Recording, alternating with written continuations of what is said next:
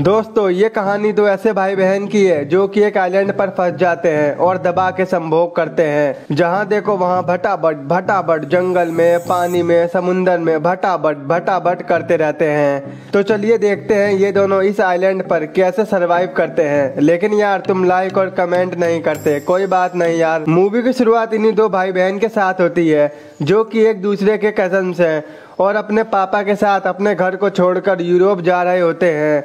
उसी बोट में एक पैडी नाम का नौकर भी खाना बनाने का काम करता था। वहीं वो दोनों भाई बहन वो देख रहे होते हैं जो आजकल हम देखते हैं। तभी पैडी उन्हें देख लेता है। वो कहता है ओम फोन डुराटे काट दियो और उन्हें खूब मारता है। तो एमलीन पैडी को रोकने लगती है। अचानक उसी बोट में आग लग जाती है और सभी लोग भागने लगते हैं। वहीं पैडी उन दोनों को लेके एक बोट में बैठ जाता है जहां बोट तैरते तैरते बीच समुंदर में आ जाती है, जिससे वो परेशान हो जाते हैं। और अगली सुबह जब उनकी आंख खुलती है तो वो दोनों पैडी को जगाते हैं और एक आइलैंड को देखकर बहुत खुश हो जाते हैं क्योंकि उनके पास ना खाने को कुछ था ना पीने को। वहीं पैडी डुर्राटे काट के बोट मोड़ देता है जिससे वो सभी आइलैंड पर पहुंच जाते हैं।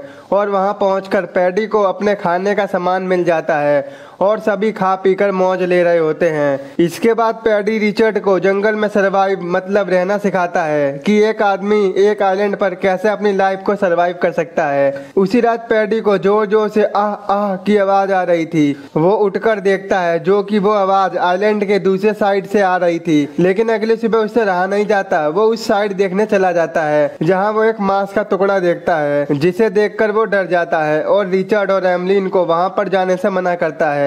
उसी रात पैडी ठर्रा पी के बच्चों के साथ झमाझम डांस करता है और पैडी फिर से आइलैंड के उस पार चले जाता है जैसे कि उसकी लुगाई उसे वहाँ दे रही हो। जब सुबह होती है तो रिचर्ड पैडी को ढूंढने लगता है। वहीं वो पैडी को देखते देखते दूसरे आइलैंड पर पहुंच जाते हैं जहाँ वो देखते हैं कि पैडी को यमराज ले गया है, मतलब ओम नमः शिवाय पैडी आपके पास ही आए। पैडी को देखकर वो दोनों डर जाते हैं क्योंकि उनके सिवाय इनका कोई नहीं था और वो दोनों उस आइलैंड को छोड़कर दूसरे आइलैंड पर पहुंच जाते हैं। अब धीरे धीरे रिचर्ड और एमलीन बड़े हो जाते हैं और एक दूसरे की तरफ बहुत अट्रैक्ट होते जा रहे थे। जैसे अभी मौका मिले तो वो काम कर दें जो आजकल के लोग चाहते हैं अपनी बंदी से। लेकिन उन दोनों को इतनी समझ नहीं थी कि हम क्या कर रहे हैं।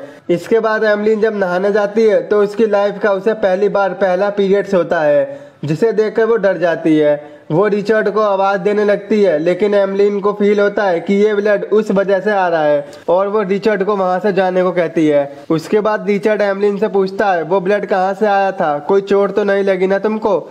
जिस पर एमलीन कहती है मुझे कुछ नहीं पता।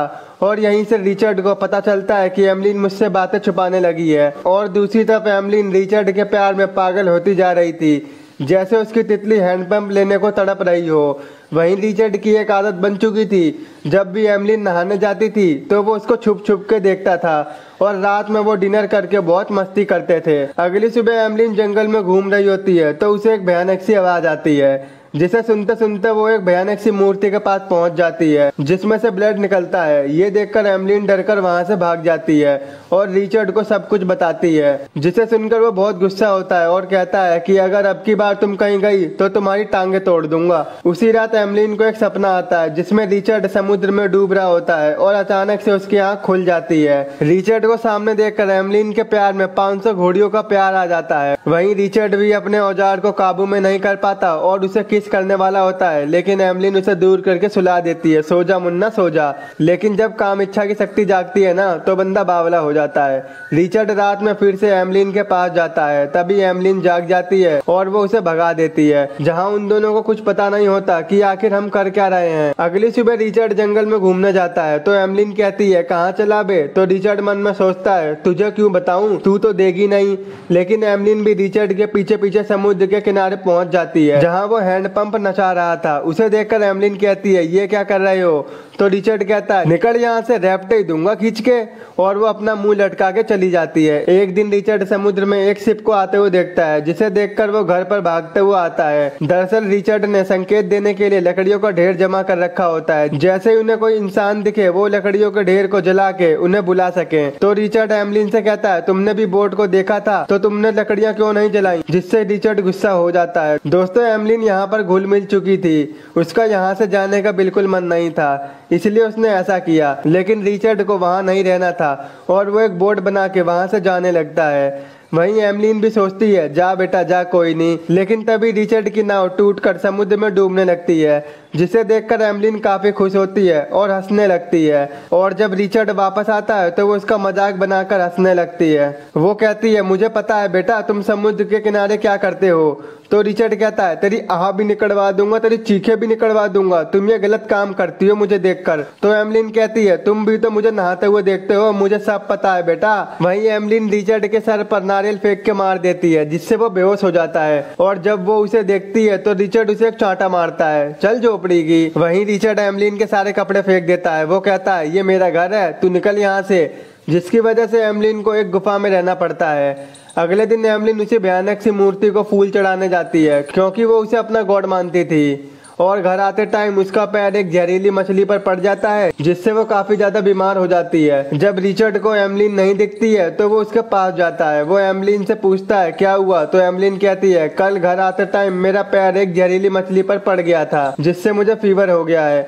एमलीन को इस हाल में देखकर रिचर्ड को बहुत बुरा लगता है। वहीं एमलीन रिचर्ड से कहती है तुम मुझे उसी भयानक मूर्ति के पास ले चलो, वो मुझे ठीक कर देगी। उसकी बात मानकर रिचर्ड एमलीन को वहीं ले जाता है। थोड़ी देर वहीं आराम करने से एमलीन ठीक हो जाती है, जिससे रिचर्ड बहुत खुश होता है। वो दोनों एक दूसरे को कभी नहीं खोना चाहते थे। एक दिन हम जंगल में रिचर्ड और एमलीन के फ्रूट खाते हुए देखते हैं, जहां रिचर्ड एमलीन को उस नजर से देखता है जो उसे चाहिए था। इसके बाद तो वो अपने आप से कंट्रोल खो देता है और एमलीन भी इस बार फुल साथ देती है और दोनों दबा के संभोग करते हैं और करते ही रहते हैं, क्योंकि उससे पहले केला जो खा लिया था। एक दिन रिचर्ड और एमलीन रात में आपस में बात कर रहे होते हैं। तो रिचर्ड बोलता है क्या बात है, तुम मुझसे क्या छिपा रही हो। तो एमलीन कहती है कुछ नहीं। तो रिचर्ड कहता है बेटा मैं देख रहा हूँ तू मुझसे बातें छुपाने लगी है। तो एमलीन कहती है यार मेरे पेट में बहुत दर्द और हलचल सी हो रही है। लेकिन रिचर्ड को भी इस बारे में कुछ पता नहीं होता। मैं बताता हूँ बेटा, दबा के केले खाओ, जोर से टपकाओ और 9 महीने की सजा पाओ। कुछ महीने बाद हम देखते हैं कि एमलीन का पेट और भी ज्यादा बढ़ गया है। वहीं रिचर्ड जंगल में घूमने जाता है तो उसे वहां अपने जैसे आदिवासी दिखाई देते हैं, जो एक इंसान की बलि चढ़ा रहे होते हैं। और वो डरकर वहां से भागकर जब घर आता है तो वो एमलीन को एक बेबी के साथ देखता है।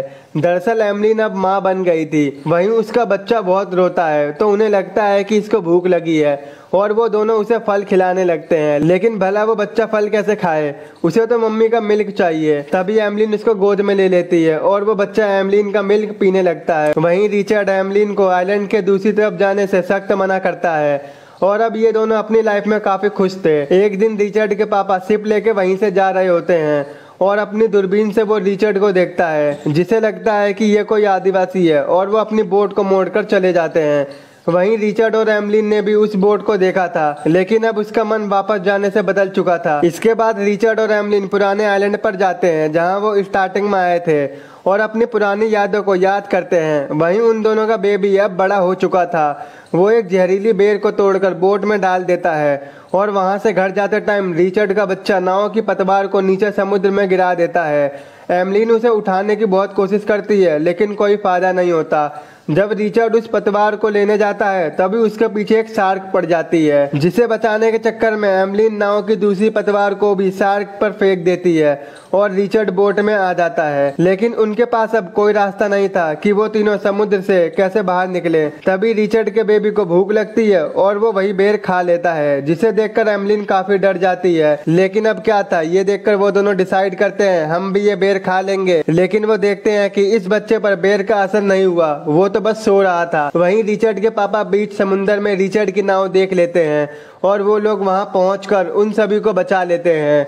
यही मूवी का एंड हो जाता है।